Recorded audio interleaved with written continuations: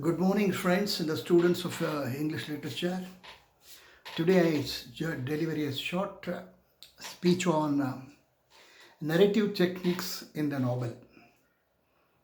The technique means the way you tell the story. Technique means the manner. So narrative is the story. So the how the story is told in the novel is a narrative technique.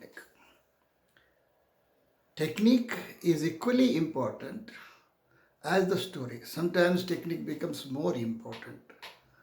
Story is with everyone. Everyone has a story, you can tell the stories. Some people have got many stories. Stories come to you from different directions. You listen to other people's stories, what other people tell, what other stories the people tell you. So stories are always there. But how to tell the story, that becomes a technique. So in the history of English novel, as you study, that is about 17th century, so to say 18th century, Joseph Andrews by Henry Fielding. So starting from Henry Fielding to the present times. So the narrative techniques are different. The autobiographical narration was very popular in those days with a first person narrative. And then again the third person narrative is there. So in case of Richardson, Samuel Richardson, his famous novel is Pamela. So in that he uses the letters as a medium of telling the story. So that is called epistolary method.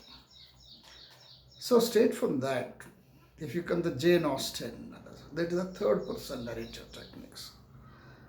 Emma, Mansfield Park, there the novel grew into other dimensions. So novels focus became on the character, and sometimes it became the place. That's how the novels of character and novel of the place grew in course of time. During the Victorian days, it is still became expanded. It became a social novel on the large scale, from which say Charles Dickens, The Great Expectations, Hard Times, and all those things. There is a third person narrative, simple chronological way of telling the story from the beginning to the end. So these were the 3-4 traditional techniques.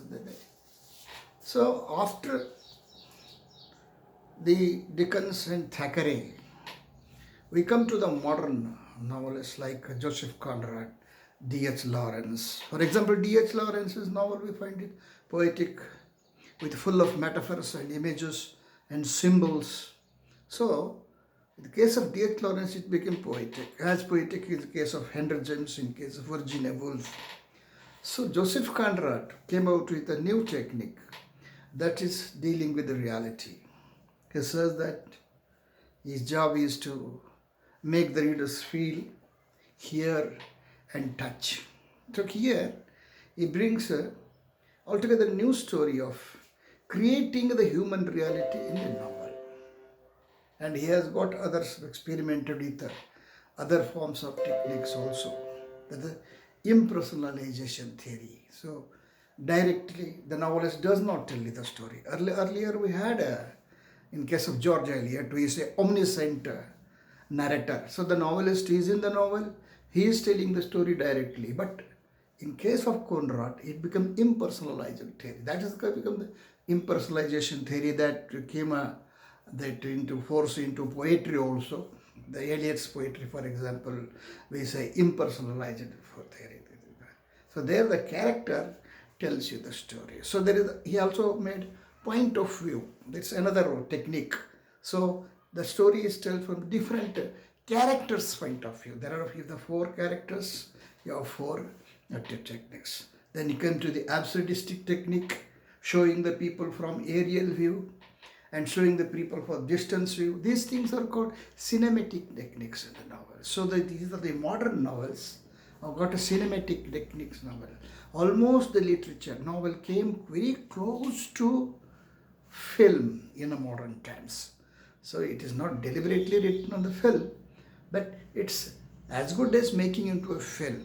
Or if you needed the novel, you feel that you have saving the movie. So it became the pictorial quality has given the utmost importance in the modern novel. So these are the modern techniques. So here our laid emphasis on the traditional techniques and the modern techniques in the English novel. Thank you.